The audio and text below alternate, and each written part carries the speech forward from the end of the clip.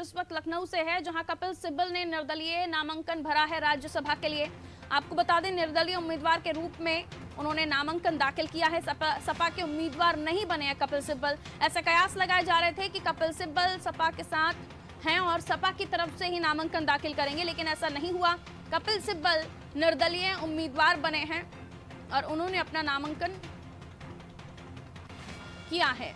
कपिल सिब्बल को सपा का समर्थन मिला हुआ है। तो बता दें आपको, कई दिनों से कयास लगाए जा रहे थे क्योंकि कपिल सिब्बल बार बार कांग्रेस के विरोध में अपने बयान देते आ रहे हैं, जिसको लेकर कयास लगाए जा रहे थे कि कपिल सिब्बल कम से कम राज्यसभा में, क्योंकि उनका कार्यकाल खत्म हो रहा है, तो दोबारा वो नामांकन कांग्रेस से तो नहीं भरेंगे, कांग्रेस का दामन छोड़ सकते हैं। इस तरह की भी खबरें थी। हालांकि कपिल सिब्बल ने यह भी साफ किया कि 16 मई को ही वो कांग्रेस से बाय बोल चुके हैं, यानी कांग्रेस का दामन छोड़ चुके हैं और अब वो साइकिल पर सवार हुए हैं, लेकिन निर्दलीय उन्होंने नामांकन दाखिल किया है। सपा का समर्थन उनको मिला हुआ है, ये कहना है। ये खबरें निकलकर सामने आ रही हैं। कपिल सिब्बल ने साफ कर दिया कि 16 तारीख को ही वो कांग्रेस से विदा ले चुके हैं। अशफाक बने हुए हैं हमारे साथ उत्तर प्रदेश से, जो हमें इस खबर को लेकर और भी जानकारी देंगे। कई दिनों से कयास लगाए जा रहे थे अशफाक कि सपा के साथ जाएंगे कपिल सिब्बल, क्योंकि जिस तरह की खबरें निकलकर सामने आ रही थी, वो लगभग जब भी बयान देते थे तो कांग्रेस को एक सीख देने की कोशिश करते थे, लेकिन उसके बाद जब उनका कार्यकाल खत्म हुआ तो ये तो बिल्कुल नहीं लग रहा था कि दोबारा कांग्रेस उन्हें राज्यसभा अपनी तरफ से भेजेगी, और उत्तर प्रदेश से तो मुमकिन भी नहीं है क्योंकि उनके पास विधायक भी नहीं है। अब ऐसे में सपा के साथ सपा की तरफ से नामांकन न दाखिल कराते हुए निर्दलीय उम्मीदवार के तौर पर कपिल सिब्बल राज्यसभा के लिए नामांकन दाखिल कर रहे हैं और सपा का समर्थन उन्हें मिल रहा है। तो क्या जिस एक सीट को लेकर ये लड़ाई चल रही थी, वो एक सीट यही होगी? आपको लगता है कि कुछ और हो सकता है? देखिए, एक तो मैं आपको क्लियर कर दूं कि उत्तर प्रदेश में समाजवादी पार्टी अपने बलबूते, यानी अपने गठबंधन के बलबूते 3 जो है राज्यसभा सांसद को भेज सकती है। उनमें अब एक सीट जो है कपिल सिब्बल, जो कि निर्दलीय जो है जिन्होंने नामांकन किया है, हाँ। उनको जो है समर्थन का ऐलान किया। खुद अखिलेश यादव पहुंचे नामांकन में। कपिल सिब्बल की कांग्रेस से नाराजगी काफी दिनों पुरानी थी। टीम 23 में के वो भी बड़े सक्रिय सदस्य थे, जिसमें गुलाम नबी आजाद, पी चिदम्बरम, तमाम नेता थे। कई नेता मान गए, लेकिन कपिल सिब्बल मानने वाले नहीं थे। तीसरी चीज यह है कि अभी जो राज्यसभा का चुनाव हो रहा है, अगर पूरे देश की बात करें तो कांग्रेस 10 लोगों को अलग अलग प्रदेशों से राज्यसभा भेज सकती है, लेकिन इसमें बड़ी लंबी लाइन है। राजस्थान, छत्तीसगढ़ से वो 2 लोगों को भेज सकती है, बाकी कई राज्य हैं जहां से वो 1-1 लोगों को भेज सकती है। कपिल सिब्बल का नाम कहीं से कांग्रेस की लिस्ट में नहीं था। उनका कार्यकाल खत्म हो रहा था, चूंकि वो इससे पहले यूपी से भेजे गए थे राज्यसभा के लिए, तो उनका कार्यकाल खत्म हो रहा, तो उन्होंने रास्ता चुना। कपिल सिब्बल भी जो है दरअसल वो वकील हैं और अभी आजम खां के मामले में उन्होंने बहुत जबरदस्त पैरवी की सुप्रीम कोर्ट में। आजम खां को जमानत उन्होंने दिलाई है। और मैं आपको एक बड़ी रोचक जानकारी दे दूं कि कपिल सिब्बल को 3 अलग अलग राज्यों की पार्टियां राज्यसभा में भेजने के लिए आतुर थी। उत्तर प्रदेश से समाजवादी पार्टी, बिहार से राजद और झारखंड से झारखंड मुक्ति मोर्चा, जो कि सत्ता में है। दरअसल इन तीनों पार्टियों का अगर आप देखें तो चाहे वो आजम खां के खिलाफ केस चल रहा हो, बिहार में राजद है, लालू प्रसाद यादव का केस चल रहा है, और झारखंड मुक्ति मोर्चा के खिलाफ ईडी जांच कर रही है। तो कहीं ना कहीं ये पार्टियां उनको राज्यसभा भेज के उसके बदले में शायद ये चाह रही थी कि कानूनी तौर पर जो है कपिल सिब्बल उनकी सहायता करें।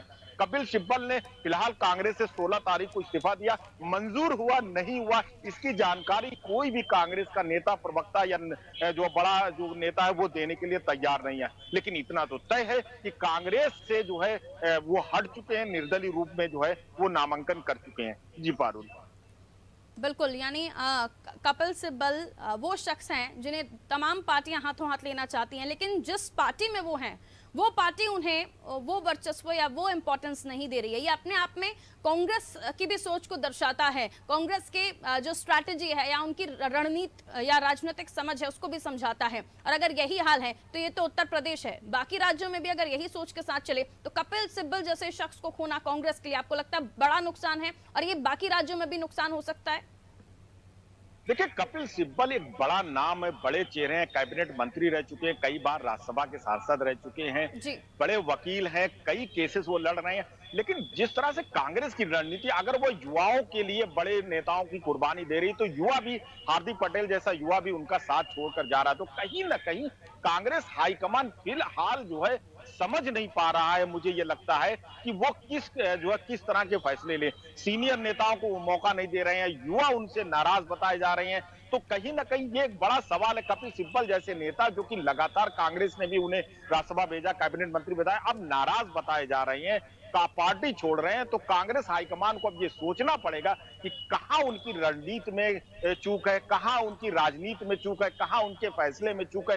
क्या उस पर वो पुनर्विचार करेंगे, ये देखने वाली बात होगी। लेकिन इतना तो तय मानिए कि कांग्रेस में कपिल सिब्बल अगर चले जाते हैं तो एक बड़ा नुकसान होगा, और हो सकता है इसके बाद कई और नेता भी पार्टी छोड़ दें। बिल्कुल, लेकिन क्योंकि निर्दलीय उन्होंने नामांकन दाखिल किया है और सपा का समर्थन उन्हें है, तो क्या जो नंबर्स के हिसाब से हम देखें, अंक गणित बताता है कि कपिल सिब्बल इस जंग में जीतेंगे? देखिए, मैं आपको बताऊं कि उत्तर प्रदेश में राज्यसभा की 11 सीटें हैं। अगर चुनाव हो तो 3 सीटें सीधे सीधे सपा को मिलती हुई दिख रही हैं, 7 सीटें बीजेपी को सीधे सीधे मिलती हुई दिख रही हैं। 8वीं सीट की जो है, एक सीट की जो लड़ाई है वो सपा और भाजपा के बीच है। असल में राज्यसभा का चुनाव विधायकों के वोटों से होता है। 32 से 33 वोट एक राज्यसभा के लिए चाहिए होता है। उस गिनती के हिसाब से 3 आराम से कैंडिडेट सपा के निकल जाएंगे। और जिन नामों पर चर्चा चल रही है, कपिल सिब्बल फाइनल हो चुका, डिंपल यादव और जावेद अली खान के नाम की चर्चा हो रही है। 1-2 नाम और हैं जो पूर्व IAS अफसर हैं, एक जो है आलोक रंजन, उनके नाम की चर्चा हो रही है। 1-2 नाम और चर्चा हो रही है। लेकिन कहा यह जा रहा है कि 2 नाम डिंपल यादव और जावेद अली का भी तकरीबन फाइनल हो चुका है।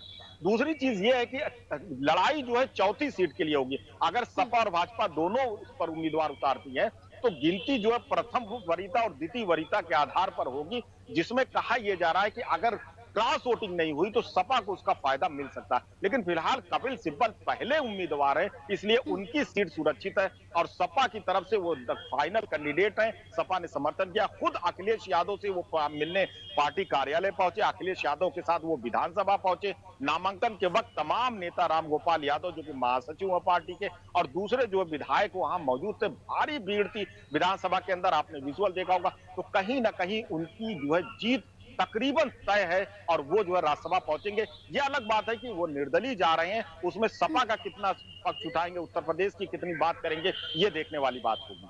जी, एक सवाल और अशफाक की, सपा से उनको समर्थन मिल रहा है और सपा के लिए जाहिर सी बात है आने वाले समय में इलेक्शन टाइम पर भी, और किसी भी कोई भी रणनीतिक उनकी एडवाइस हो, उनका सोचना हो, या कानूनी तौर पर किसी तरह से उनकी समझाइश हो, कितना फायदा सपा उनका ले सकती है या कितना फायदा सपा को दे सकते हैं अपने जुड़ने के बाद? देखिए, एक तो कानूनी पहलू की अगर हम बात करें तो वो आजम खान का केस देख रहे हैं और दूसरे कई केसेस में भी वो इन्वॉल्व रहे हैं, वो खड़े होते हैं जो सुप्रीम कोर्ट में। और कहा यह जा रहा है कि उनकी वजह से ये आजम खान को जो 89 मामले जी, चलिए अशफाक, बहुत शुक्रिया जानकारी देने के लिए।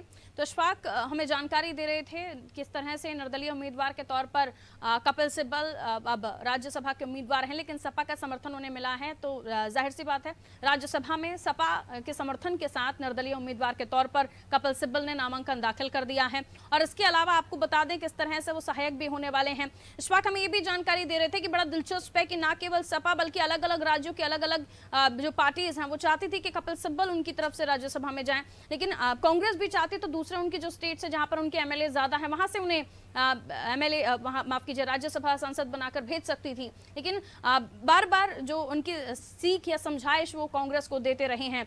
G23 में उनका नाम रहा है और इसलिए कांग्रेस के तमाम G23 के नेता जरूर समझ गए, लेकिन कपिल सिब्बल इस मामले में अपना एक रुख जो है वो अख्तियार करके बैठे हुए थे, जिसका नतीजा ये हुआ कि कांग्रेस ने उन्हें राज्यसभा के लिए आगे नहीं बढ़ाया। अब सपा की तरफ से या सपा के समर्थन के साथ वो राज्यसभा में जा रहे हैं। इसी दौरान कपिल सिब्बल ने क्या कुछ कहा है वो आपको सुनवाते हैं। मेरी राज्यसभा में आवाज़ उठती थी, कभी भी मैं उत्तर प्रदेश का प्रत्याशी था, पिछली बार भी उत्तर प्रदेश का प्रत्याशी था, आपको मालूम है। तभी हम अपनी आवाज़ उठाते थे और अभी अगले 6 सालों में भी